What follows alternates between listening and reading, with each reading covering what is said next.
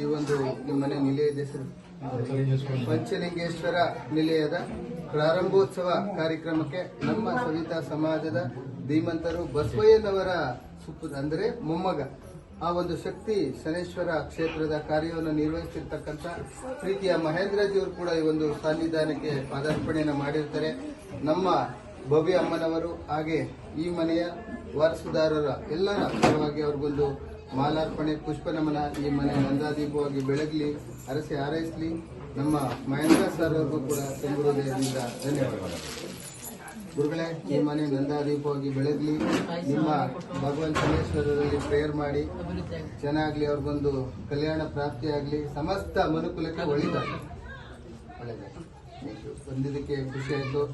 ಆ ತರಾತುರಿ ಬಂದ್ರು, ನೀವು ಸಿಗ್ಲಿಲ್ಲ ಅವತ್ತು, ತಾತನ ಹತ್ರ ಹೋಗಿದ್ರಿ ಅಂತ ಅಮ್ಮ ಹೇಳಿದ್ರು, ಖುಷಿ ಆಯ್ತು.